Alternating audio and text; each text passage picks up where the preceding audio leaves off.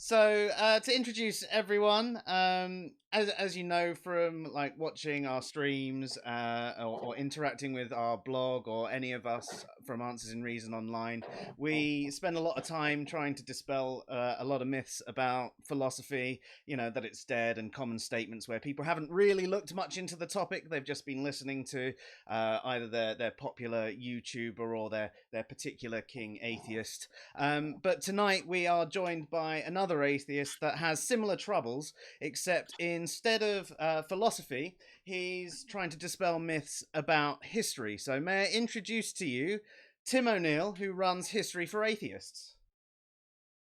Hey folks, How you doing, dude? it's pretty good. It's pretty early in the morning where I am, so um, if I look a little sleepy, it's because it's about 5:10 in the morning.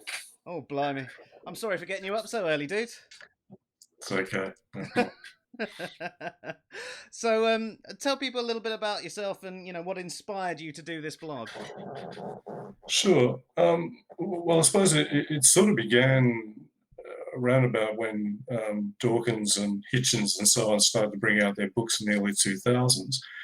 I've been an atheist for the whole of my adult life, and I suppose living in Australia, it's not a big deal being an atheist, so it's not something I really kind of made a great deal of point about. But I was interested to see that it was suddenly becoming mainstream. It used to be a topic that killed the conversation at dinner parties. Suddenly, it was the topic at dinner parties, which was interesting. So I got a little bit more, I suppose, active, and started to contribute to some of the atheist fora that sprang up. So I was on the original Richard Dawkins discussion forum and various others. One of the things I noticed, two things. First of all, I noticed that atheists sitting around talking about atheism gets really boring quite quickly. Um, well, for me anyway. I mean, I could sort of see how people who were kind of new to the concept might sort of need a bit of reinforcement. But the other thing I noticed was that a hell of a lot of my fellow atheists, particularly the kind of the new batch, and I know a lot of people don't like the term the new atheism, but that was kind of what was the way it was being described. A lot of these people were coming to atheism from largely kind of a science background, whereas I kind of came to my atheism through the study of philosophy and the study of history. And what I found was a lot of these people were quite ignorant of history and were using a kind of an understanding of history that is pretty popular but is largely faulty, which is, and as a result, they were using arguments from history about Christianity in particular, Islam to a certain extent, which I saw as someone who'd been studying history for many years were completely wrong. So I started to do what a rationalist would do, and then sort of say, well, no, that's not quite right, or no, that's wrong, or no, that's actually a myth. What I found was instead of people saying thanks, that's really helpful, I won't use that argument anymore, I got people getting very angry with me. And so I tried my best to sort of explain why these arguments were bad arguments if they're based on history that is historical understandings that are completely wrong or outdated or just total myths or oversimplifications, then they're not going to be good arguments. But what I found was a lot of people, not all, but a lot of people I was responding to didn't like that at all. I also found that I kept coming across the same myths over and over again. So in 2015, I started the History for Atheists blog, and really it began as I suppose as a way of saving myself time. I'm a pretty busy guy, and repeating myself over and over again on the debunking the myths around Galileo, around the burning of the Great Library of Alexandria, around the assassination of Hypatia, around the so-called Dark Ages and the Renaissance, and various others. It got a bit boring. So what I did was I thought I'll write some quite detailed articles on my blog, and that way I can just link to the articles. So rather than writing it all out every time I come across these myths. So that's sort of how the blog began. It's kind of evolved a little bit, but really that's essentially what I'm still doing. I'm writing a series of articles.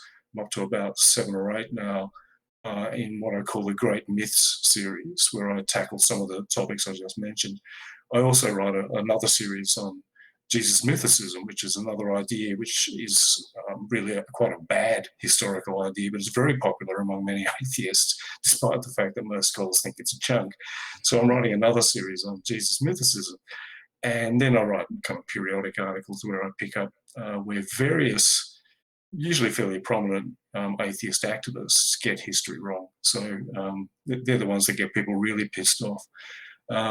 It's a hobby for me. I'm not a professional historian. I've studied history at university. I've been studying ancient medieval history for about the last 35 years. But really what I'm doing in these articles is I'm not presenting any kind of new ideas or any kind of radical theories of my own. I'm simply curating what the overwhelming majority of professional historians have to say. And if that's in conflict with what some atheists believe about history, then that's not really my problem. That's more their problem.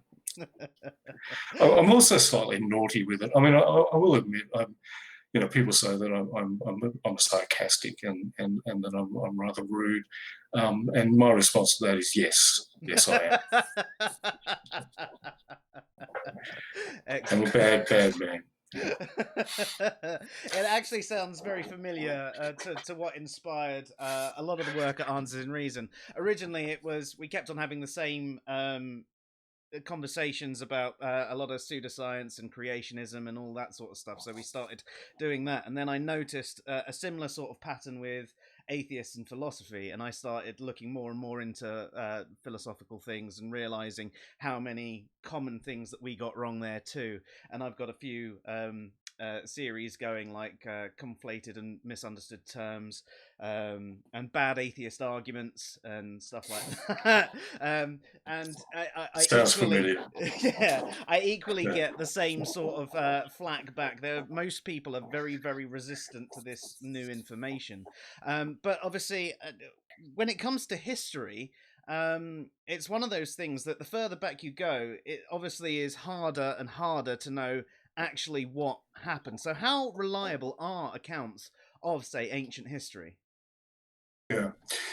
Well, one of the interesting things that I found in I suppose, not just in writing the blog, but also in the responses that I've got, which aren't always negative, by the way. I do get a hell of a lot of atheists who actually I've changed their mind on stuff, which is the whole idea.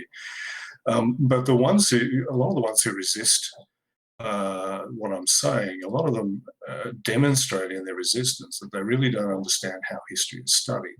A lot of them seem to belong to a fairly naive school of thought that basically what you do to study history is you look it all up in a book. In fact, I used to have a university history lecturer who would joke by coming into the lecture at the beginning of each lecture and saying, before the lesson, I looked up the big book of history and here's what it said. Which was really sort of taking the piss out of this idea. But a lot of people who've never studied history past high school, in high school, the teacher had a big book and they said, this is what happened. The study of history is much more complicated. So that big book that the teacher had was really a kind of a summary of the consensus that historians have come to on various topics. Historical analysis is about coming to that consensus, but what you can't do in the study of the past is actually come to any kind of definitive answer, which drives a lot of people from the sciences nuts. So a lot of people say to me, you can't prove that Jesus existed. And I say, no, I can't, you're right. And they get very confused. And I say, well, no, I can't prove it because history isn't about proof. Historians don't deal in proof. Historians deal in assessments of likelihood. So if you can think of the past as events happen and then they're gone, a historian is like a detective who comes along afterwards and looks at the traces those events in the past have left behind, and then comes up with a hypothesis or a series of hypotheses about what those fragments of evidence indicate, and then assesses using a structured, reason-based process of evaluation which of those hypotheses is most likely. That's about as far as you get with history. This is why historians disagree with each other all the time, because everyone has a slightly different perspective. And this is also why consensus is actually very important in history, because if a whole lot of historians whose most of their professional life is spent disagreeing with each other, because that's how they keep their jobs, if they find themselves in furious agreement on something, then that means that's probably a very good hypothesis. So when people say, for example, on the issue of whether or not Jesus existed, I often point out that the overwhelming majority of scholars across a range of different fields from a range of different backgrounds agree that it is most likely that there was a historical guy, not one who walked on water and rose from the dead, but that there was a historical guy. People say that's an argument from authority. Well, if I was saying that's the reason you should believe that there was a historical Jesus, then that would be an argument from authority. But noting the consensus isn't making an argument from authority. It's simply noting a consensus. But a consensus counts for something, because all of those people have come to the same conclusion by looking at the same evidence. If 15 detectives come to the same conclusion from looking at the same evidence, that doesn't mean that's right, but it probably means something. Yeah, and you probably get a few people saying that that's maybe an ad populum themselves, but even then, it's not really, is it? Because actually, they've spent the time looking at the evidence, etc., rather than it being a genuine ad populum. It's a fallacy. Just because it's a consensus doesn't make it a fallacy. Yeah, and even when it's just because there's a consensus of highly intelligent, extremely well-educated people who have devoted their entire lives to looking at the evidence, still doesn't mean it's true. So I always acknowledge that, sticking with that example of the existence of the historical Jesus, I always acknowledge that it is quite valid to think that perhaps there was no historical Jesus, and that the stories and traditions and evidence that we have, references to him and so on that we have, somehow arose despite the fact that there was no historical guy. I just don't think that's most likely. So there's a couple of people who don't like me very much. There's a guy called Godless Engineer who quite every now and then on Twitter posts a video of me saying that it is quite valid and quite possible that there was no historical Jesus. And he posted that as a kind of a gotcha. Apparently this is me admitting that I'm wrong. I'm not admitting that I'm wrong. I'm saying that it's a perfectly valid idea, but there's a lot of valid ideas that are unlikely. And the idea that there was no historical Jesus, on balance, is unlikely, and that's the assessment not of me, but of pretty much every scholar on earth with about 10 exceptions. So back to your question, how reliable is ancient history? We are dealing with fragments of evidence. The further back you go, the more fragmentary it gets. So the study of pre-modern history is actually much trickier than the study of modern history. If you look at, say, the history of the Second World War, our problem there is that we've got so much evidence that it's really difficult to sort it all out and work out what happened and why. The further back you go, you get the opposite problem. We've got so little. And I think a lot of people don't realise how fragmentary our evidence for even quite famous people and events in the past are. We rarely have contemporary evidence. We almost never have first-hand accounts. Most of what we have when we're dealing with the past is written decades or sometimes even centuries later. Even major events, we have sometimes maybe 2 or 3 sources. Sometimes we have 1. And a lot of people don't realise that. They just read what historians write and they say, well, Pompeii was destroyed by an eruption of Vesuvius in 79 AD. What they don't realise, many people don't realise, is that we don't have a single source that mentions Pompeii being destroyed. Not one. Oh wow. We've got a destroyed city that we've been excavating for the last 200 years, but there's no source anywhere that actually mentions Pompeii by name as being destroyed, or Herculaneum. 2 whole cities got destroyed, and none of our sources have that. Now, it doesn't mean that there weren't those sources. There would have been thousands. There would have been letters, there would have been diaries, there would have been official government documents about moving refugees, about all kinds of stuff. But none of that survives. We have one reference in a poem to how Hercules used to be in that particular area, which is a possible kind of allusion to the name of the town of Herculaneum, and that's it. So that's just one example. There are plenty of others. So when people are talking to me about, well, you don't know, well, of course we can't know, because we're detectives dealing with very, very fragmentary evidence. But we deal with the evidence that we've got, not the evidence we'd like to have. Yeah, that's fair enough. I mean, with the whole Jesus Mythicism thing, I think I've probably been guilty of that, thinking that in the past myself a long time ago, because it seemed to be the popular belief, and I listened to what other people said. But then it was one of those things that I personally got a little bit more interested in and started doing a bit of digging. I watched a few documentaries and things like that, and it seemed like my interpretation of everything that I looked at was that Yeshua, the man, was probably real. He was probably causing a bit of trouble, almost seen as a bit of a terrorist in himself. Now, how accurate do you think that might actually be? Yeah, pretty close, I think. The most popular, sorry, the most well accepted non-Christian conception of the historical Jesus. And we have to remember that, for obvious reasons, the subject matter, or the subject or topic area of historical Jesus studies is dominated by Christians of various kinds. But if we look at the scholars, and there are plenty who are not Christians, for example, a lot of Jewish scholars are very interested in that period, and therefore in people like Jesus. If we look at what they think about the historical Jesus, what they accept is that he was most likely what we call an apocalyptic prophet. So in around about that period, the Jews had for centuries been of the opinion that they were the chosen people of God, and that Israel, or that general territory, was the promised land that had been given to them. Now, that was all kind of like myth and folklore, but by the beginning of the 1st century AD, that was still very much what they believed. Now, the problem was they had been conquered by the Assyrians, then the Babylonians, then the Persians, then the Macedonians, then dominated by the Ptolemies, and then by the Seleucids, and then had a brief period of independence. And then that fell apart and they got conquered by the Romans. So the whole idea that they were the chosen people living in the promised land wasn't really squaring with reality. So they had to try and figure out, well, why is this happening?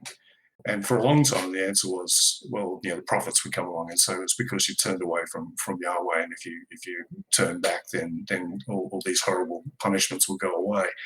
That was starting to wear a little bit thin. So an idea arose that eventually, very soon, God was going to fix this whole problem. God was going to intervene in history and usher in a kingship ruled by him, with his Messiah, his anointed one, a descendant of King David, at his right hand as kind of his earthly viceroy. And this was all going to happen very soon. The Romans were going to get swept away by armies of angels. The world was going to be renewed. The dead were going to rise, because it wasn't fair that a whole lot of people who were righteous had died before this happened. So they were all going to be raised. Everyone was going to get raised from the dead. Everyone was going to get judged. All the bad people, including all the Romans, were going to get consigned to hell to be burned, and then everyone would live happily ever after. Now, if you were a peasant living in 1st century Judea or Galilee, and you were paying 1/3 of your income in tax, and you weren't getting anything for that, your family was poor, your children were starving, and anyone who thought about rebelling against this whole idea got killed or crucified. This idea that God was going to come and save you, and a Messiah would arise, and armies of angels would sweep away the bad people, and you and all your righteous friends were going to get saved and live in a magic, happy, renewed earth. That'd be pretty bloody appealing. So if you look at the earliest gospel, in fact, the first 2 or 3 gospels, that's the message that Jesus is preaching. And once you understand that context, and then read the gospels, where Jesus is saying, the very first thing he says in the earliest gospel, the first chapter of Mark, the kingdom of God, or the kingship of God, is near at hand. It's almost here. Repent and believe in this good news. That's the whole message. And once you get that context, you see that the early versions of the Gospels, the earliest Gospels, are the stories of an apocalyptic preacher who was coming to tell people this was all happening. There's several points in those Gospels where he talks about the Son of Man or this Messiah figure, and it seems like he's talking about someone other than him. So it's not even clear that Jesus even thought that he was the Messiah. Other people did, and they certainly came to think that he was, certainly after he died. But he may not even have thought that he was the Messiah. He might have said that it was someone who was coming after him, the way that John the Baptist is depicted in the Gospels as saying. The other thing that is very clear in those early Gospels is that he believed it was going to happen very, very soon. So there's lots of sayings which Christians still tie themselves in knots over, where he says, some of you standing here will not taste death before the kingdom comes, so before this apocalypse arrives. Now, obviously, that wasn't true. So Christians have a lot of problem with those sayings. There's another bit where in the Gospel of Matthew where he says, he sends them out to preach through all the towns of Galilee and says, if they don't accept your message, move on, because you won't get around all the towns of Galilee before the kingdom comes. So before this apocalypse arrives. This is all in the early Gospels. Now, the problem for the early Christian or the early Jesus sect is that it didn't happen. Right, we're still waiting. So when it didn't happen in that first sort of generation, we then see the later Gospels starting to rewrite the message. So we start to see a sort of a softening of this sort of apocalyptic imagery, a softening of this idea that it's going to happen very, very soon. By the time we get to the last Gospel, the Gospel of John, the apocalyptic message has almost completely disappeared. And the message that Jesus is depicted as preaching there is a message about himself. And he's also, in that Gospel, he's claiming to be, in some sense, to be God or to be divine. Now, you don't see any of that in the earlier stuff. You also don't see it in the letters of Paul. Paul never claims that Jesus is divine. He does claim that Jesus is coming back very, very soon as part of this apocalypse, so he still believes that. So what we find is this progression from an apocalyptic preacher preaching about this coming apocalyptic kingdom of God to this idea of Jesus as being the Redeemer, preaching about his coming being the big deal. And then by the time you get into about the 2nd century, Jesus has become God. And then by the time you get into a little bit later on, you get Jesus as the third person of the Trinity, and then you get effectively what modern Christians believe. When you read the Gospels with that understanding of how this evolved, they read completely differently, and also they make sense historically. So was he a bit of a rebel? The Romans didn't like people going around preaching that God was going to come along with an army of angels and sweep them away, understandably. Yeah. So he got executed, and that was usually, I mean, we know of several other kind of messianic prophets or apocalyptic prophets who in this period who got executed, and their movements died. This one didn't die because they came up with a way of dealing with the fact that he got executed. They came to this conception that in some sense he'd risen from the dead and gone off into heaven and was coming back. And that kind of sustained the cult and kept Christianity going. And it's still going today. You can go into a church today and they'll talk about, depending on the church, they'll put some emphasis on the idea that eventually Jesus is coming back and the world will end. And so effectively that technique that that method that they came to deal with the cognitive dissonance of he's Messiah, oh shit, he's dead, is still working. Yeah. There you are. There's Christianity in a nutshell for you. The other interesting thing about all that, though, is that if you want to attack Christianity, pointing all that out is actually a much better way of attacking Christianity than jumping through all the hoops of Jesus Mythicism, because Jesus Mythicism has got all kinds of problems. It's a highly contrived theory. It requires some contorted readings of some of the key texts, and is rejected by pretty much every scholar on the planet, with the exception of about 2 or 3. So if you really want to hit Christianity with a stick, Jesus Mythicism isn't very effective from a scholarly point of view. From a psychological point of view, it is, and I can see why it appeals to people, because it's not just saying that Christianity is wrong about who Jesus is, it's saying Christianity is wrong completely. There was no Jesus. So if you want to be absolutist about it, then Jesus Mythicism is a hell of a lot bigger. It's a bigger stick to hit Christianity with. It's just not a very good idea. And one of the things I've found is that ex-fundamentalist Christians tend to love Jesus mythicism. I think this is because they've been raised to believe, or just have the psychological makeup to believe in absolutes. So either it's all true or it's all completely not true. And a lot of people sort of say to me, well, if you're saying Jesus exists, are you saying that the guy who walked on water and raised people from the dead and rose from the dead exists? And I say, no, of course not. I'm a fucking atheist. But they can't get past the idea that if any of it is not true, because obviously walking on water and raising people from the dead and loaves and fishes and all that crap's not true. They can't get past the idea that if any of it is not true, then maybe some of it is. They think if any of it is not true, then it all has to be not true, and that's kind of absolutist, quite dogmatic thinking. Yeah.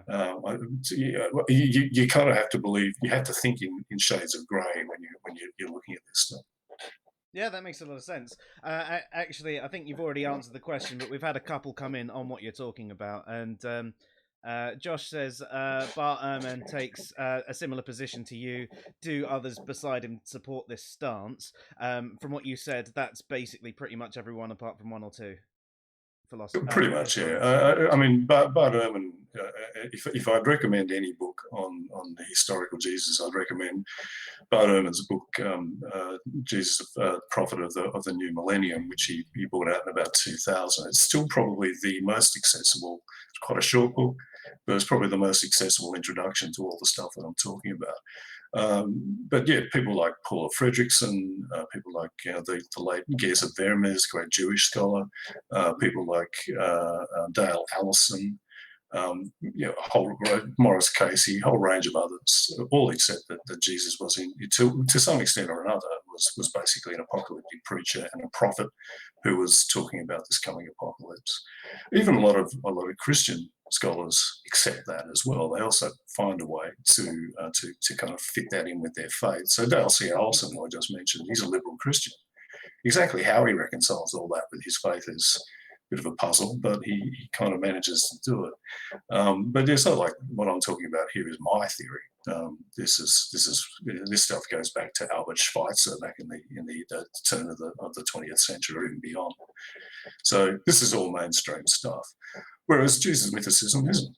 And a lot of people make a virtue of that and say, yeah, well, just because they're fringe doesn't mean that they're wrong and so on. No, it doesn't necessarily mean that they're wrong. But usually when you have a mass of scholars who all have different backgrounds and disagree on a whole lot of stuff, but agree on one thing, and then you've got a tiny fringe who just happen to have a bit of a bias. I mean, most of those mythicists, not all, but most of them just happen to be anti-theistic activists.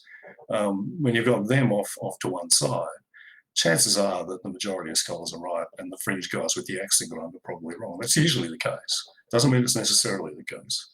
I think it is the case in this case, though. Well, I think on that front you could say the same sort of thing with the whole anti-vax thing. It's the equivalent of Jesus mythicism for atheists, I guess. Yeah.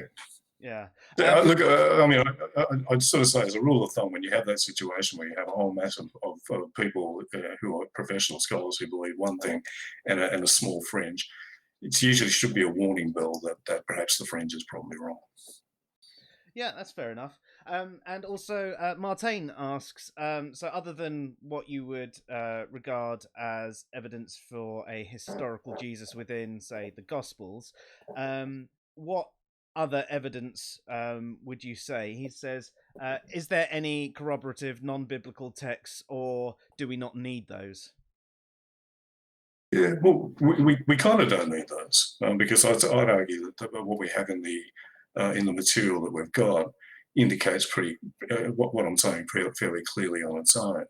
A lot of people try a lot of mythicists sort of say, well, you can't use the Gospels as evidence. That's using the Bible to prove the Bible. Well, that's a stupid argument. Using the Bible to prove the Bible, that's if someone says the Bible is the word of God because this passage in 2 Timothy says so, that's using the Bible to prove the Bible. But what you're doing when you're analysing the Gospels is for evidence as to how those Gospel stories arose, is you're clearly looking at what those people who wrote those Gospels believed. And then you're thinking, okay, then how did that come about? And what indications are there within this material as to how that came about? So that's not using the Bible to prove the Bible. It's simply analysing an ancient text.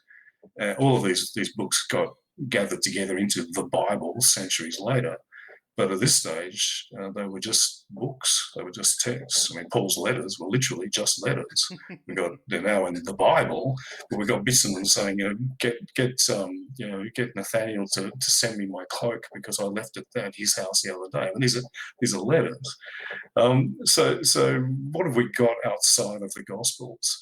We've actually got about as much as we would expect, and we've got the kind of evidence that we would expect for a Jewish preacher. So one of the things that a lot of people think is a great argument against the existence of the historical Jesus is that they say there's no contemporary references to him. So that's some kind of slam dunk. Well, we wouldn't expect there to be any contemporary references to him, because when we look at the evidence that we have for other Jewish preachers, prophets, and messianic claimants, and there's about kind of half a dozen of those in the early first century, we don't have any contemporary references to any of them either. So that's how we measure how much evidence and what kind of evidence we would expect to have for someone like Jesus. We look at analogous figures. So we look at people like Athronges, or to Theudas, or to the Egyptian prophet, or to the Samaritan prophet. No contemporary references to any of these people. So do we have any non-contemporary references to Jesus? Yeah, we do. We've got three that actually are not to the Christian figure, but to Jesus as a historical person. Two of those are in Josephus's book, The Antiquities of the Jews, and one of those is in Tacitus's book, Annals of Ancient Rome. Now, the first of the longer of the Josephus references is really controversial. It's called the Testimonium Flavianum, and it's a passage in Book 18 of the Antiquities. The reason it's controversial is it contains elements that are quite clearly not original to Josephus. So this text has been tampered with by Christians. So it has him saying things like, around about this time there appeared a wise man called Jesus, if indeed it may be lawful to call him a man, for he was the Messiah. Now, Josephus was a devout Jew. He didn't believe Jesus was the Messiah. So that bit has been at least tampered with, if not added completely. And then later it talks about how his followers saw him appear alive after the third day. So it's attesting to the resurrection. Well, Josephus didn't believe that. So that bit has to be added as well.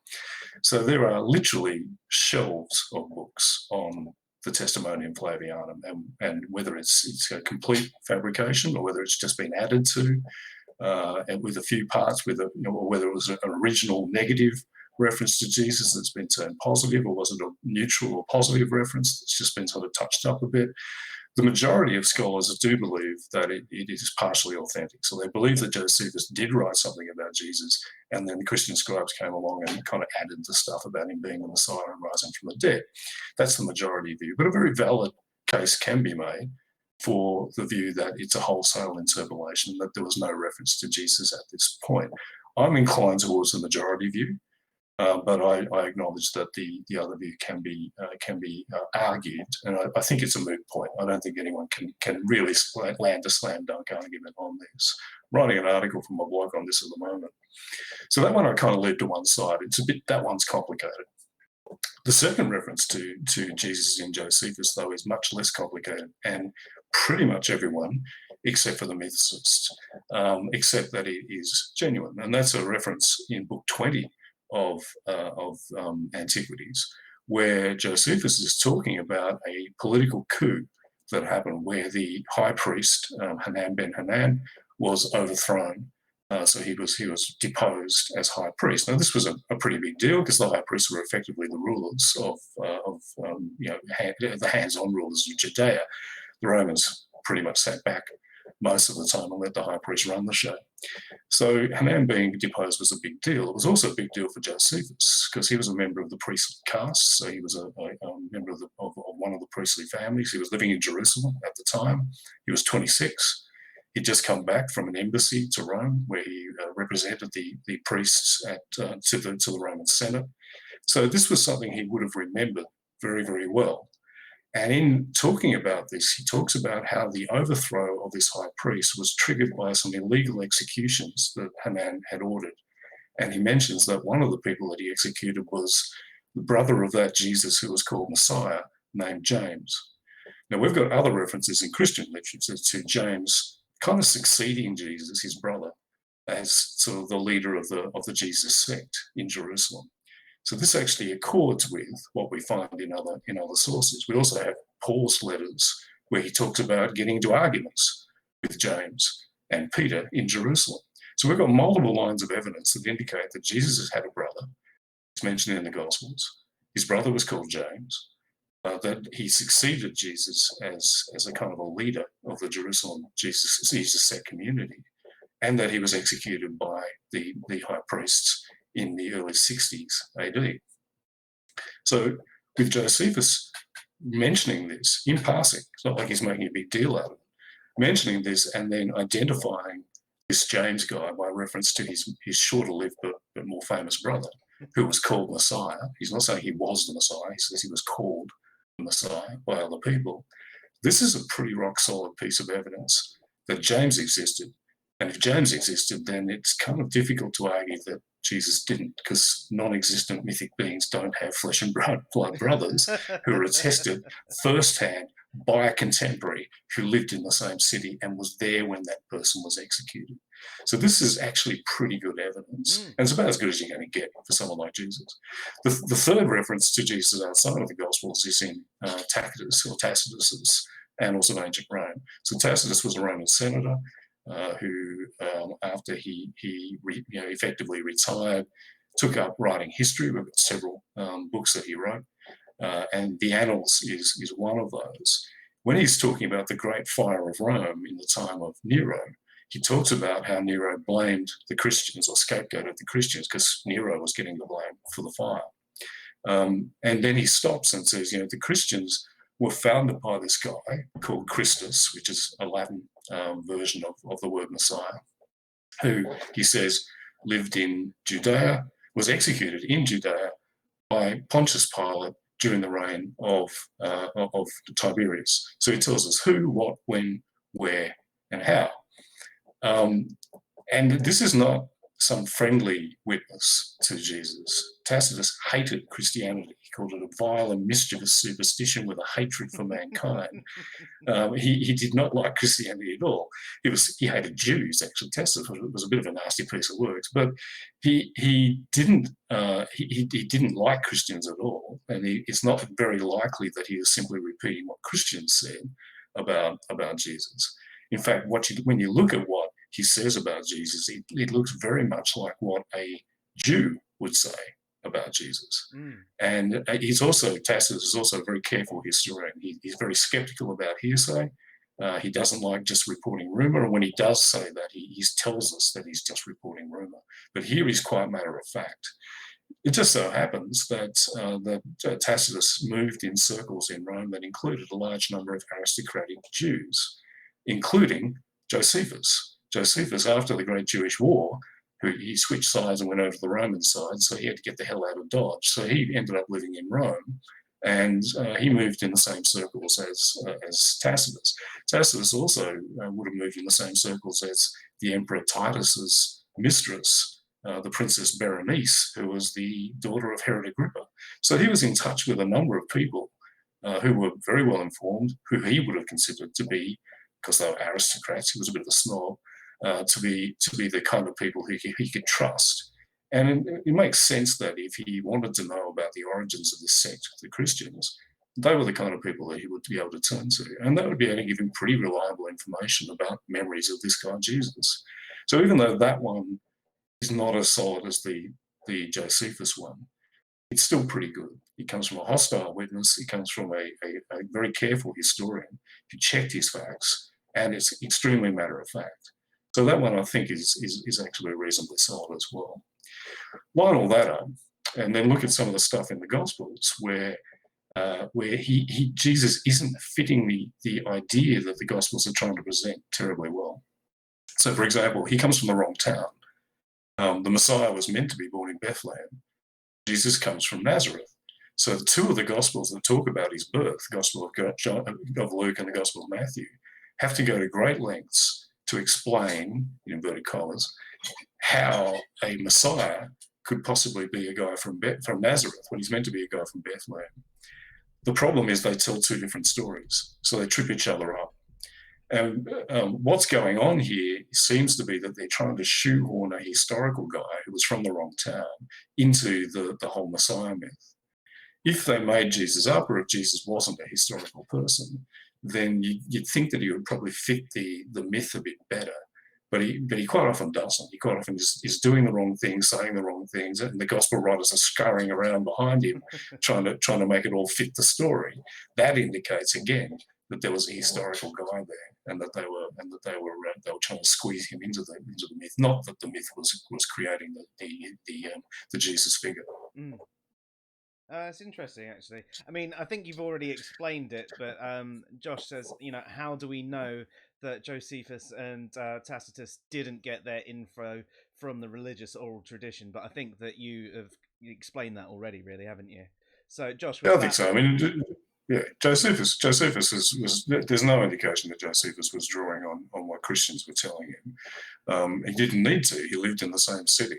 And so he was there at the time. Tacitus, it's a bit more difficult because ancient historians didn't footnote their sources, so we don't know where he got his info from. But I've got an article on my blog on this where I go through what does he say, and how does that connect with what Christians were saying about Jesus. There's nothing in what Tacitus says that indicates a Christian source. There's no mention of miracles. There's no mention of a resurrection. There's no mention that he was the Messiah. There was, in the sense that he was the Son of God. So none of the supernatural Christian claims about Jesus are there. Whereas if we look at another Roman source that does mention Jesus, and that's a friend of Tacitus, Pliny the Younger, he writes a letter to the Emperor Trajan saying, I've found all these Christians and I'm killing them. But am I meant to kill all of them or just some of them? Yes, the weather's fine. Having a lovely time. Wish you were here. So we've got this letter about killing Christians, and he's writing to the emperor about these Christians and says, I've tortured them, and they're the way you do, and they've told me a bit about what they believe, and he talks about how they gather on Sunday and sing hymns to this Christ as though he were a god. Now, this indicates, first of all, that Pliny understood that Jesus was a man. But it also indicates that he's getting most of this information from the Christians that he's happily torturing. So that tells us that he is repeating information that he's getting from Christians. But there's nothing like that in what Tacitus says. So could he have got it from Christians? Yeah, he may have. Is it likely? That's hard to assess. But on the whole, I'd say there's nothing that actually indicates that. And as I said, when he's talking about hearsay, he hated hearsay. He was a very scrupulous historian. So he would usually say things like, the popular report is that this happened, or it is said that, or many say that this happened. He doesn't use any of that cautious language in this. He's quite matter of fact. So I don't think he got his information from Christians. Oh, that's really good, actually. I suppose we could draw a line to other characters from history that maybe atheists don't actually say, well, no, they definitely did exist. We've got no sources, or minimal sources. For example, things like Socrates himself. There isn't a massive amount of information on him, and in fact, if you look through Plato's writings, the character actually changes from as if he was talking about someone who did exist to being a character in his stories, doesn't it? And other things like Pythagoras, we all think he existed. I mean, we all know the triangles from school, but he was thought of as a god by many people. There were massive claims about them, but we don't say, well, because he definitely wasn't a god, he didn't exist. We go, well, the man probably existed. People might have believed he was a god. Yeah. And that's absolutely true. And I think you can find a number of other sort of analogous figures. One that I argue when people are talking about there's no contemporary references to Jesus, that we have no contemporary accounts of Hannibal. everything we know about Hannibal comes from accounts written down decades later. In fact, around about the same period of time passes between the death of Hannibal and the first accounts that we have of him in Polybius as between the death of Jesus and the accounts that we have of him in the Gospels. But of course, now obviously what I'm not saying is that we have the same amount of evidence for Hannibal as we have for Jesus. We have much more for Hannibal, but none of it is contemporary. We have one contemporary reference to Hannibal in an inscription on one tombstone for a Roman general, Fabius, that talks about him beating Hannibal. That's the only contemporary reference that was actually written during Hannibal's time. And Hannibal was vastly more important than Jesus. So obviously with someone as obscure as Jesus, I mean, he had a very, even according to the Gospels, a fairly short career, which was in a backwater province of a backwater part of a backwater area of the Roman Empire. Well, of course, we're not going to get contemporary references to him. It's not like this guy preaching some obscure message to some other dirty peasants in the back blocks of Galilee was going to be front page news in Corinth, Alexandria, or Rome. So yeah, I think that's quite true. The other thing that we have to remember is that a lot of people, as I mentioned before, try to rule out Jesus on the grounds that, well, there's all these obviously fantastical stories told about him, so we can't treat him as historical. I mean, look, the Gospels talk about him rising from the dead, and they talk about him walking on water, etc. The problem is that we have fantastical stories told about all kinds of people. You mentioned Pythagoras. We have fantastical stories told about Alexander the Great. He was meant to be, the son of a god. The Roman Emperor Augustus apparently had a miraculous conception when the god Apollo visited his mother Artia in the form of a snake. Julius Caesar was apparently seen to ascend into heaven after his violent death. The Emperor Vespasian cured blind people and lame people by laying hands on them. These are all historical people. So the fact that we have miraculous stories told about Jesus doesn't rule him out as a historical person, because we have those stories about historical people as well. So that's not enough. That's insufficient to rule him out as a historical person. I suppose also we could say that a lot of history it was passed down orally as well, wasn't it? So and obviously storytelling was a big thing because there wasn't loads of forms of entertainment. So Yeah. people would embellish on stories, wouldn't they? They would, if Jesus might have sort of helped someone with a gammy eye, he might have gone, "Oh yeah, he laid his hands on him, and he completely cured him." And you can sort of just see how this story gets exaggerated to fit a narrative, Yeah. but also just to be interesting to other people. Yeah. There's certainly a great element of that. Bart Ehrman wrote a book a couple of years ago called Jesus Before the Gospels, which is basically about that. He's saying if we look at that gap between when Jesus is most likely to have been executed, which would have been the early 30s AD, and when the first Gospels, or the Gospel of Mark, was written, which seems to have been sometime after 70 AD, that's quite a bit of time in which that kind of embellishment can happen. Part of it is, as you say, it makes the story more interesting. Another part of it is that some of the stuff in the Gospels is obviously being written to not be read literally. And this is something that's a bit confusing to many modern people who I suppose particularly modern Christians, who are taught that it all happened. Some of the stuff is clearly the gospel writer saying, see, this is a parallel to a miracle done by Elisha, or to a story about Samuel. So what I'm saying here is that he's a guy like Elisha or a guy like Samuel. Whereas Christians these days, particularly fundamentalist Christians, just accept it as history. The gospel writers weren't doing that. They were writing on various levels. Some of the stuff they were obviously presenting as historical. I think how did the miracle stories arise?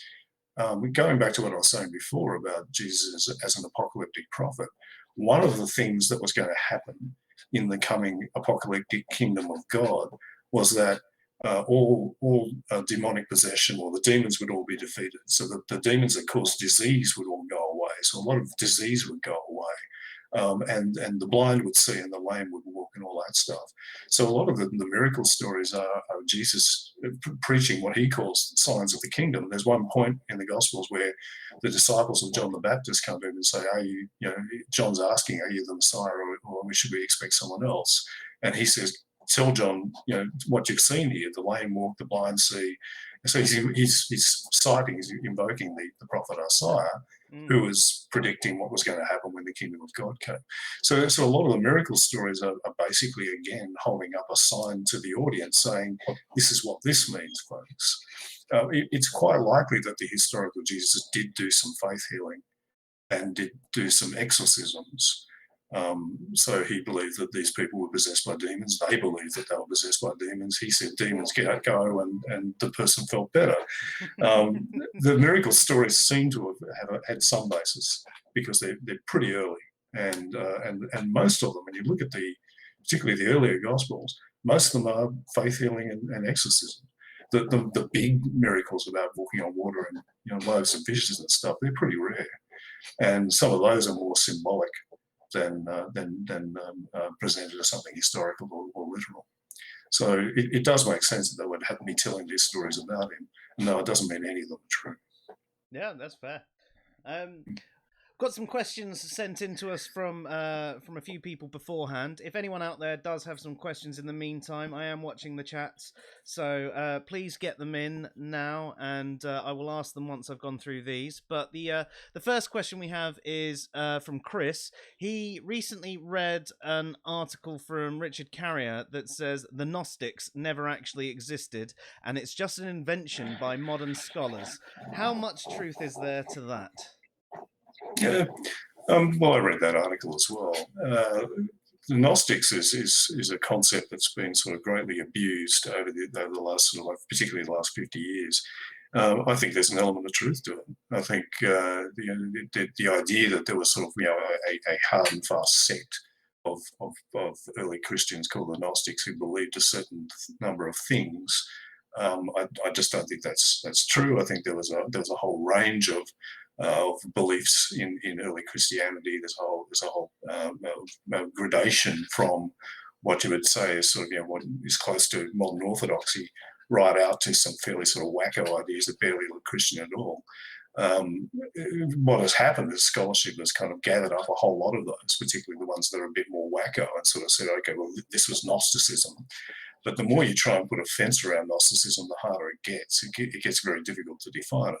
Now, would I go so far as to say that there is no such thing as Gnosticism? I think that's probably going a little bit too far.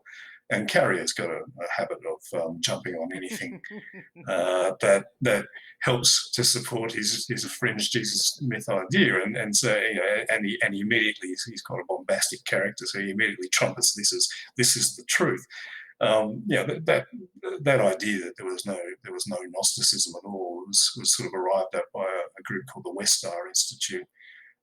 And does that mean that that's the definitive final word? Well, no, there is no definitive final word.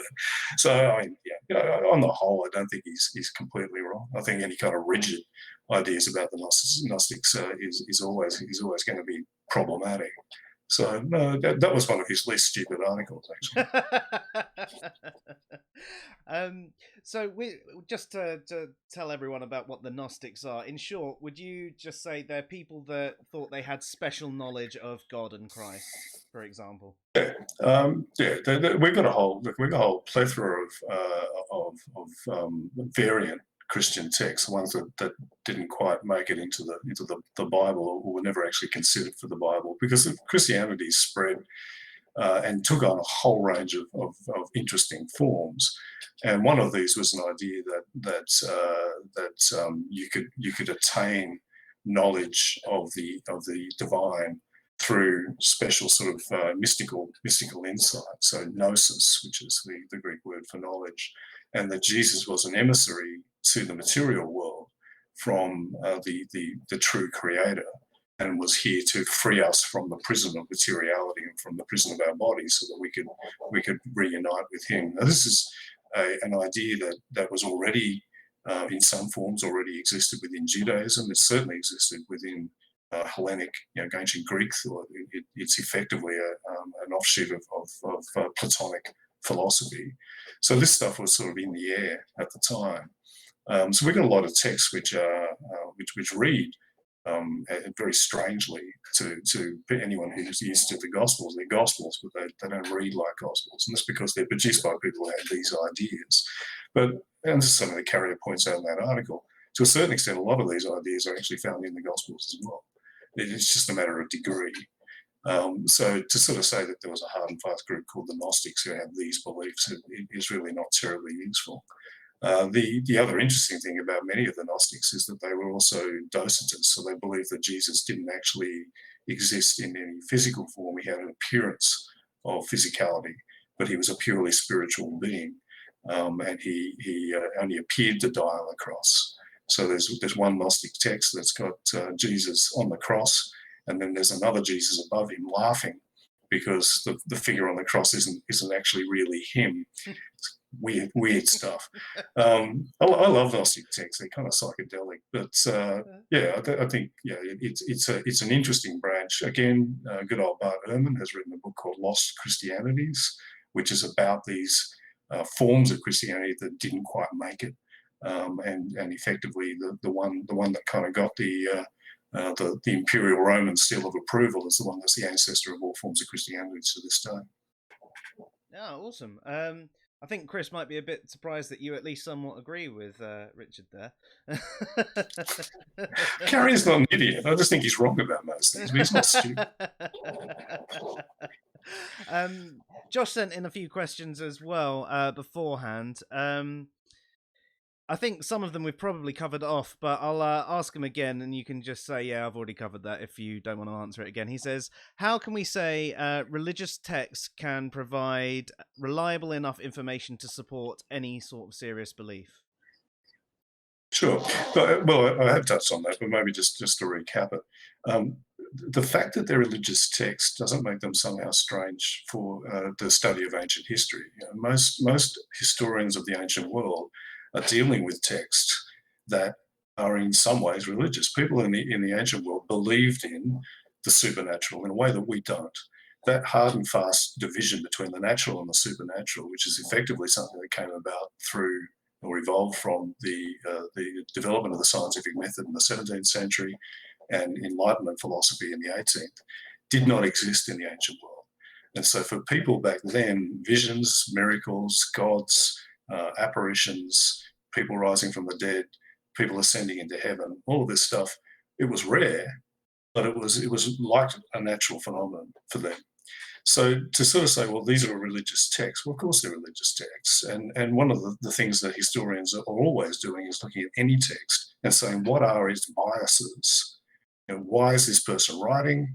What are they trying to say? Who are they talking to? So when a historian or any scholar looks at something like the Gospels, of course they're taking into account that these are heavily biased, that these clearly have a polemical purpose, that they're trying to persuade a particular type of audience to believe particular types of things. You take all that into account. What you do is you sift through that, and then you look for evidence of anything that might have a ring of authenticity. So, for example, the fact that I mentioned before, the fact that it was from the wrong town, that doesn't indicate that they're simply making up the story from whole cloth. That does indicate that they're trying to take a historical guy and squeeze him into their ideas about who and what he was, and he doesn't always fit. That's an indication of historicity, and that's just one example. I can give probably about a dozen others of how you can take what is clearly a biased text and come to something which may be an indication. Again, it's a matter of likelihood, but more likely an indication of historicity. So on that front, I mean, what sort of confidence do you hold in various different historical accounts of people, places, battles where there is very little evidence to support them except maybe a single piece of information? Yeah, well, it depends, and quite a bit of the time when a historian is writing about this stuff, they have to say, you know, it could be this, but we just can't tell. There isn't enough evidence on this to be able to make an assessment. One of the areas of history that I've spent many years studying is the fall of the Roman Empire, and particularly particular focus on the ancient Germanic peoples who became part of the collapse of the Roman Empire. Now, if you wanted to deal with it in a topic where there is only fragmentary evidence, try studying the ancient Germanic tribes. We've got fuck all. So I'm very used to dealing with ambiguity. And sometimes you just have to say, look, it could be this. We don't know. We don't know. Compared to that, some of the stuff to do with the historicity of Jesus is actually pretty bloody solid. So again, any people who don't like ambiguity, people who don't like hard and fast answers, people who want proof, I'd say don't study history. Maths is probably better for you. It's down the hall. Go study that. That's fair enough. In regards to both, say, the Quran and the New Testament, excluding all the religious context, are there any elements in there that you find completely unreliable from a historical point of view? Yeah. Well, I've read the Quran, but I don't. I can't pretend that I've studied it or its context in any great detail. So perhaps if we could stick with the New Testament stuff. Mm-hmm. Yeah, there's lots.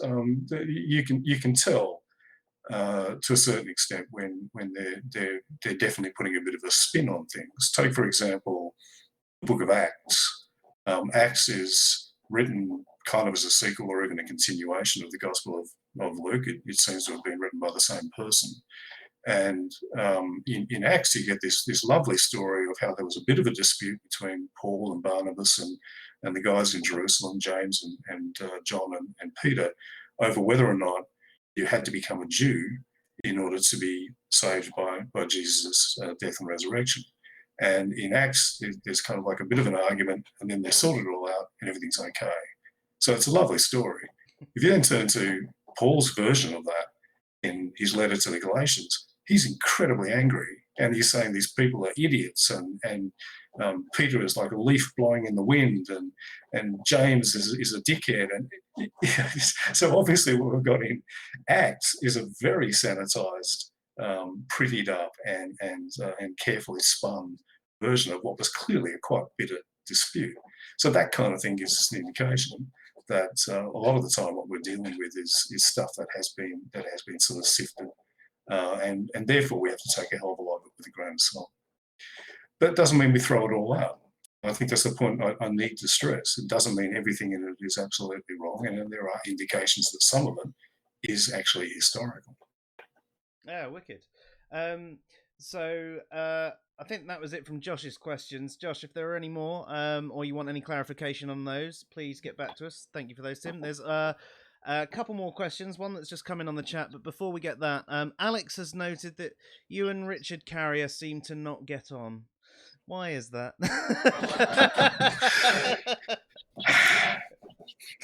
Yes. Okay. Well, I think we can say that we're not. I don't get Christmas cards from Richard. Originally when I first came across Richard Carrier, I thought this is great. This guy's at that stage was still doing his. I think he was doing his PhD at Columbia, and was writing on some of the topics that I've been studying for years. And so there's quite a good analysis that he did. So I'm still up on the Secular Web website of why the accounts that I was talking before from the Gospel of Matthew and the account from the Gospel of Luke about the birth of Jesus can't be reconciled, how they contradict each other and how they are clearly not historical. And that's actually a really good analysis. And I still sometimes refer to it because I think he's done a good job there. Where I have a problem with Carrier is that Carrier is has a clear emotional animus against Christianity. He hates Christianity. He's on the record as saying so, and as a result, it warps his historical analysis. So he, for example, perpetuates a whole lot of outdated myths about the Middle Ages because he hates the Middle Ages. He has this kind of visceral hatred of an entire 1,000-year period of history because it's heavily associated with Christianity. And so he actually, in one book that he wrote a chapter for by John Loftus, he wrote a chapter on the Dark Ages. He talks about how he can't understand how any historian could stomach studying the Middle Ages. Now, I can't see how anyone can have this kind of emotional, visceral reaction and still remain objective. My problem with Carrier is that he holds a whole range of fringe views which are not accepted by most other scholars and which all just happen to be views that put Christianity in the worst possible light. I think he's heavily biased. I think he's very good at persuading himself that his positions are good. But when you get down into the weeds and you really dig down into his arguments, a lot of them are incredibly contrived. Some of them are hilariously bad. So I've got an article on my blog about the way in which he gets around a reference to Jesus being descended from King David in Romans 1:3. So Paul says that Jesus is of the seed of David, and in all contexts that we have, that phrase means he was a descendant of David. Now, for the problem with that for Carrier is that Carrier believes that Paul didn't believe that Jesus was a human. He believes that Jesus was purely a mythic being up in the sky. So how can this guy be a descendant of King David? That doesn't work. So he comes up with this very convoluted argument that says that Paul must have believed that God gathered some of David's sperm and took it up and put it into a magical sperm bank in the sky, and then he created Jesus' heavenly body out of this semen. And there's no evidence for any of this shit.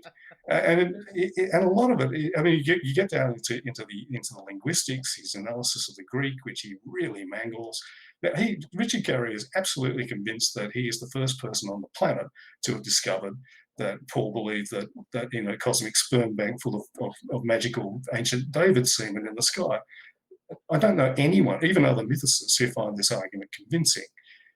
Someone has said to me privately, that argument is an absolute stinker, and that was a mythicist. But Carrier is, let's say, he's not shy about his own opinions about himself. He's a big believer in Richard Carrier. So do I get on well with him? Frankly, I try and avoid, if I can, the personal. He doesn't. He's called me a liar, a crackpot, a tinfoil hat wearer, a crypto Christian. I try and avoid all that. I think he's a very silly man, but I'll leave all that to sort of one side. His arguments aren't very good, and virtually no one who is actually educated about this stuff accepts his arguments. I also find the fact that he's got kind of a cult-like following of fanboys a little bit weird as well. The fact that he cultivates that, I find that a little bit strange. But yeah. anyway. So no, we don't get on terribly well, but that's not the point. The point is I just don't think his arguments are very good. Yeah, that's fair enough. I think you tend to find that sort of thing with a lot of that new atheist variety, though, don't you? I quite often get called a theist troll by trying to explain the burden of proof on a belief position to an atheist that says it's only someone that makes a claim. And all of a sudden you're like, "What? No, this is how epistemic justification works." And you go through all the details. No, and yeah, I can imagine that you experience a similar sort of thing for your views on. Totally. I mean, the one that I wear with pride and that my friends and family find hilarious is a guy who declared me to be a paid Vatican operative. Which I just think is hysterical. And if I'm a paid Vatican operative, all I can say is if the Pope is watching this, you owe me a lot of back pay. I've been saying this stuff for 35 years, and I haven't sent a red cent out of you, you bastards, and pay up. It's a weak rhetorical tactic, but it's a way that some people, particularly those who I think come from a very fundamentalist mindset, can dismiss you. I got called a Christ tard the other day. I think that's some kind of retard, but yeah, apparently. And I just, my response was, "I'm an atheist. You'll move, genius," and that shut them up. It's silly, but a lot of people get very, very emotionally invested in this stuff, and I don't. A lot of people, when they read my stuff, they say, "Well, you're really angry." No, I'm not. As you can tell from my tone, I'm usually just sort of mildly amused. Yeah, this is my hobby. I find this stuff amusing. Yeah, that's fair enough. No, I'm the same. It's brilliant. Right, we've got one more question that's come into the chat from Maverick Christian. He says, "What is your biggest pet peeve from bad history from atheists?" Yeah. It's probably what I call the meta myth. So the meta myth is this sort of wonderful story that you get in, and you find it throughout a whole lot of new atheist writing, which is once upon a time there were the Greeks and Romans, and they were very rational and scientific, and they were almost on the brink of an industrial revolution, but along came Christianity and it burned down the Great Library of Alexandria and destroyed all this ancient knowledge and set us back by 1,000 years, plunged us into a dark age. But thankfully the Reformation and the scientific revolution happened and rescued us from Christian obscurantism, and so religion is bad and holds us back, and science is good, and we need to reject religion because they did this terrible thing and caused the Dark Ages. I can see why people like that story, and it kind of fits with a lot of people's sort of high school level grasp of history. The problem is that story is just complete crap. Virtually everything I just said then is not true. Christians didn't destroy the Great Library of Alexandria. That's a myth. They didn't deliberately destroy ancient learning. That's a myth. In fact, they embraced it. In fact, the reason we have any ancient texts at all is because of a succession of Christian and then, in some cases, Muslim scribes and scholars copied and studied it. So everything I just said then is total nonsense. But it's the basis of what historians of science call the conflict thesis, also known as the Draper-White thesis. That is an idea that religion and science are always in conflict and have been historically always in conflict. That arose in the wake of the conflicts over Darwinian evolution, particularly in the United States. The Draper-White thesis has been rejected by historians of science as simplistic and wrong for about 100 years, and yet pick up a copy of a book by Sam Harris or Daniel Dennett or Christopher Hitchens, and there it is. So it's a pernicious myth that simply won't go away. There's a really good book on that topic, by the way, called The Warfare Between Science and Religion, subtitled The Idea That Wouldn't Die. And this is a collection of articles by historians of science analysing why this myth continues, why people cling to this, even though the evidence is completely against it. Now, people often object to me and say, well, of course, there have been conflicts between science and religion. Yeah, there have. That doesn't mean that science and religion has always been in conflict. So that's pretty dense, though. That's a book that's probably worth looking at. I would look at Galileo Goes to Jail.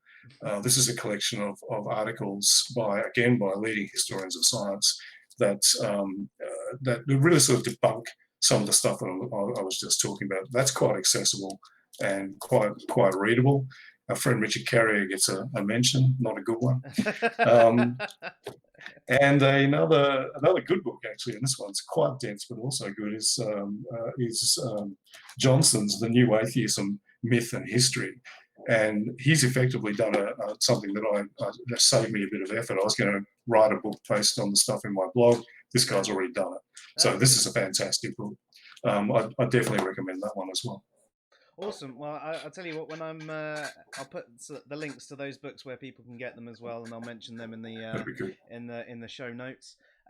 We've had another question come in. Josh has also asked, "Why are you an atheist?" Now, you briefly touched on that was because of philosophy and history, but he says you can do a quick answer, but why? Okay. Well, yeah, philosophy and history. I mean, I was raised in a Catholic family. I wasn't terribly fanatical about it, but I suppose I still kind of believed in my late teens. But then I started studying the history behind the origins of Christianity and discovered all this stuff about Jesus and Jewish apocalypticism and all the stuff I was talking about earlier, which pretty much killed my belief in Christianity. I then went to university, studied philosophy, was lucky enough to have one in particular, a couple of great lecturers at my university who were atheists, but didn't kind of ram it down anyone's throat. They just kind of made you think. And I did a whole unit on the arguments for the existence of God and worked out that most of them were crap. So in the space of a fairly short period, I actually went from being a very unfanatical believer to being an out-and-out atheist. And that was in my early 20s. So I've been an atheist for about 35 years. Every now and then Christians will try and contact me through my blog and try and convert me, and those go straight into the bin. So if anyone is thinking of doing that, I've heard your arguments. I've been over them a million times. I'm so bored with them, I'm not even going to respond, so just don't bother. Fair. Yeah. That's fair. Thank you very much for that. Is there... Oh, hang on. We've got another question just pop in as I was saying that. What's your biggest pet peeve regarding bad history from Christians, apart from direct religious belief? That one's from Maverick Christian himself. So, like, ignore things like Jesus rising from the dead, but other claims. Yeah. They are every bit as guilty of some of the distortions, in fact, even more of some of the distortions that I'm talking about. So, of course, what they're trying to do is they're trying to find ways to sort of prop Christianity up. So take, for example, those conflicting stories about Jesus' birth in the Gospel of Luke and the Gospel of Matthew. Mm-hmm. The contortions that Christian apologists go through in order to make those two stories reconcile with each other is absolutely astonishing. Last year, I got into a long Twitter dispute with a notorious Twitter apologist called S.J. Thompson, where she was desperately trying to make those stories kind of reconcile with each other. And I had, I suppose, a lot of fun at her expense. She's a fucking idiot.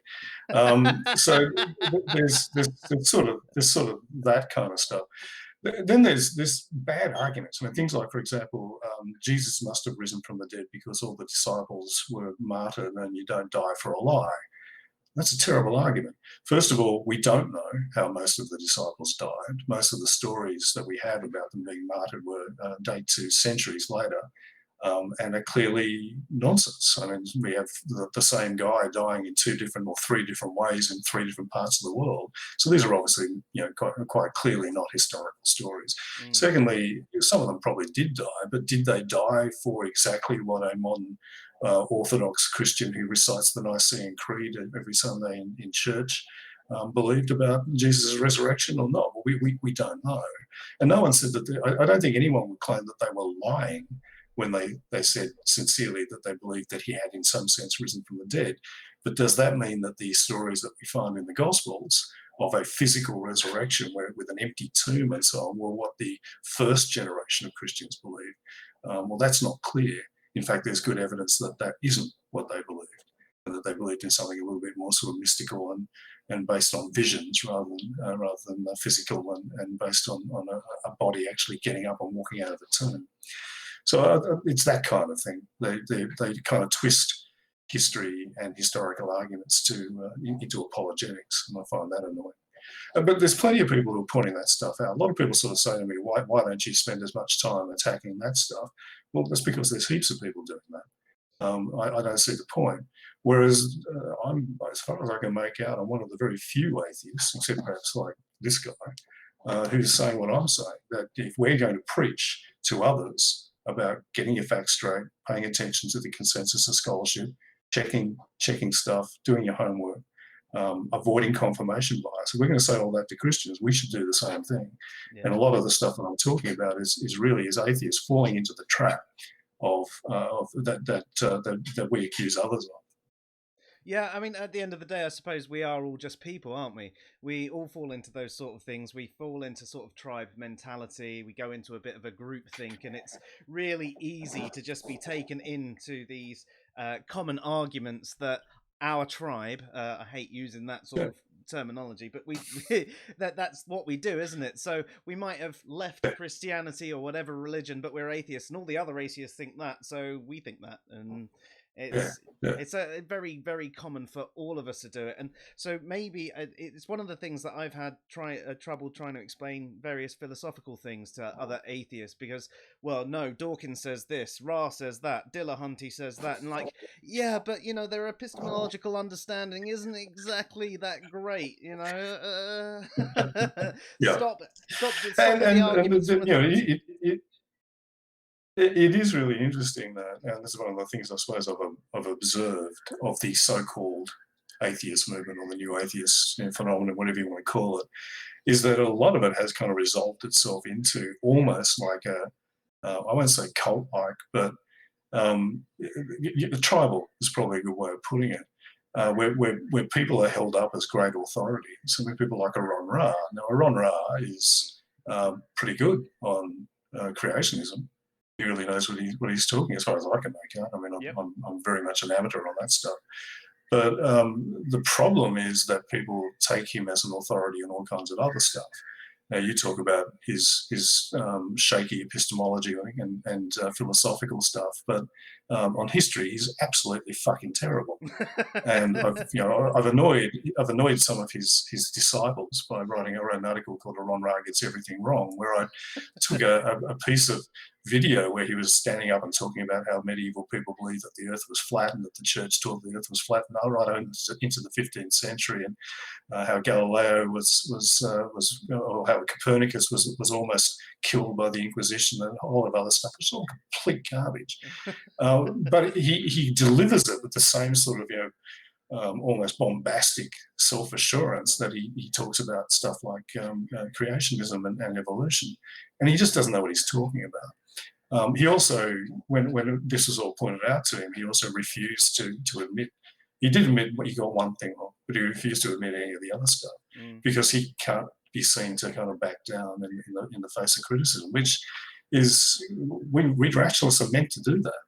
I mean, you're meant to be able to say, you know what, yep. I mean, I change my ideas, I change my thinking on stuff all the time, and quite happily acknowledge that I'm doing so, because that's how it's meant to work.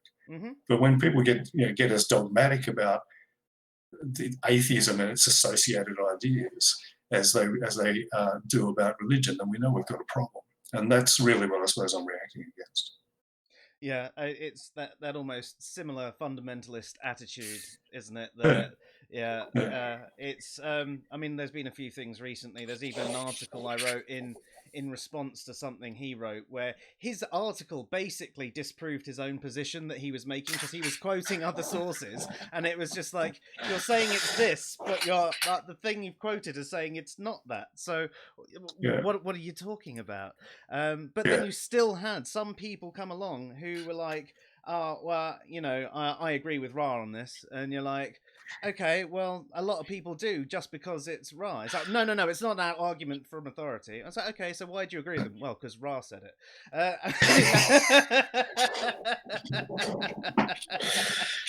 That's obviously paraphrasing the conversation, but that's what it amounted to. Sometimes it gets to a point where you just sort of think, okay, I can continue this, or I can just go away and do something else. So I think I'll go outside and play in the sunshine instead. Yeah, definitely.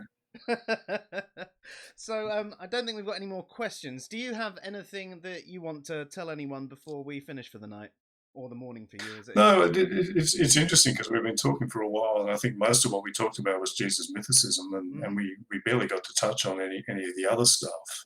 So I'd recommend that, obviously I recommend people are interested in what I'm saying, or even if you're outraged at me, feel free to go and check out the History for Atheists blog, which is at historyforatheists.com.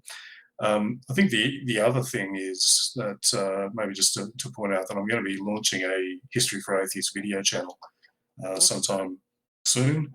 I'm in the process of producing some video versions of several of the articles in my Great Myths series. A lot of the articles on my blog are very long. They're average about sort of 10,000 words. So I'm trying to make them a bit more user-friendly, and I think some people are more interested in sitting and watching a video. I'm also producing podcast versions of those videos. Awesome. So if people want to listen to them rather than watch them, they can do that as well. So I'm trying to sort of make this stuff much more accessible. I think the other thing I would say is, I hope I've come across in the way I try to in my blog. I don't take this shit very seriously. I'm actually quite a nice guy. The reputation that I'm some kind of bastard. Well, I'm a bastard, but I'm a funny bastard. So, and a lot of people do get very caught up in the emotion of, you said bad things about Ron Ra, and all I said was he got shit wrong. And I do think he's a bit of a pompous twat, but the main thing is that he got things wrong. And you don't like Richard Carrier. Well, no, I don't. I think he's a bit of a dickhead, but he's not stupid. He's just heavily biased, and I just think he gets stuff wrong. And that's not just my opinion. It's, again, I've got the overwhelming weight of actual fucking scholars on my side. So maybe we should pay a little bit more attention to that, a little bit less attention to the psychodrama of Twitter and other online screaming. Yeah, definitely. Actually, one of your articles on your site that actually influenced my opinion was the Eoster and Ishtar one. Now, I had grown up with the Eoster story, and I'd never heard the Ishtar one until recently online. And I used to correct people about the Ishtar and pointed them towards the Eoster. And then I read your article on it, and went through it, and I went, "Ah, fuck." So I was half right. Well, in that case, mate, it had the desired effect. Yeah, just so people understand what we're talking about. I mean, it's a pretty common thing. In fact, every year around about Easter, you see people, many of them atheists, saying Easter was stolen from paganism by Christianity. It was a pagan festival. There was this goddess, and some versions say it was Ishtar. Other versions say it was the Germanic Old English goddess Eostra. And it was her festival, and she had bunnies and eggs as symbols of her fertility. She was a sex goddess and all that sort of stuff. And there's absolutely no basis for any of that, except that the name of the festival in English, Easter, comes from the name of that goddess. It comes from Eostra. That's all we know. So any of this stuff that you read about how she had bunnies and eggs as her symbols, total crap. No evidence for that whatsoever.